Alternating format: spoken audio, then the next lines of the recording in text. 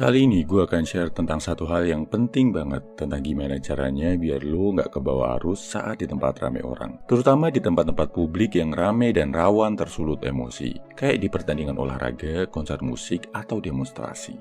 Tujuannya satu, biar kalau ada bahaya dan petaka, kemungkinan lo untuk selamat akan lebih besar. Video ini dibuat teriring doa dan bela sungkawa untuk para korban dalam tragedi Kanjuruhan. Semoga keluarga diberi ketabahan. Semoga kita semua bisa belajar dari hal ini. Teknik yang gue share ini menggabungkan aspek psikologi, bela diri, dan survival.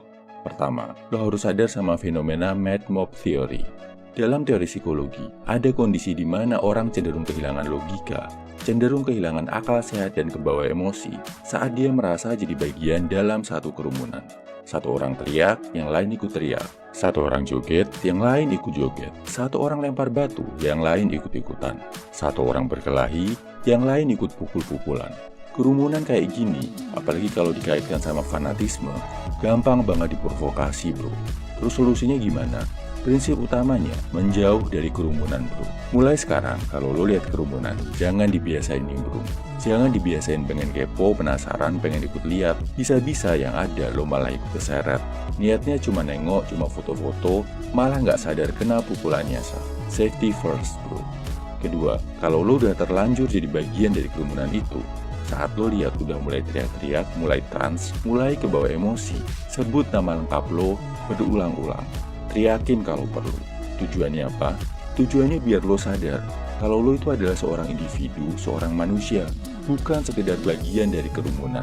Jadi, lo nggak akan ikut ke bawah emosi, bisa menyingkir kalau mereka mulai berkelahi, bukannya ikutan panas. Bisa memisahkan diri kalau ada bibit perkelahian, bukannya ikut baku hantam.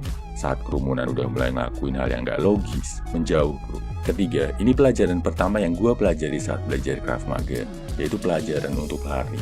Bukan sekedar lari, tapi cari rute lari yang aman. Biasakan mulai sekarang, saat lo masuk ke sebuah tempat baru, hal pertama yang lo lakuin bukan selfie-selfie dan update story, tapi perhatikan, cari di mana letak pintu keluar. Kagum, herannya tahan dulu, utamakan waspada. Lo wajib tahu di mana letak pintu keluar normal dan pintu keluar darurat. Kalau lo ngelihat ada gelagat nggak beres, segera lari ke pintu darurat, selamatkan diri.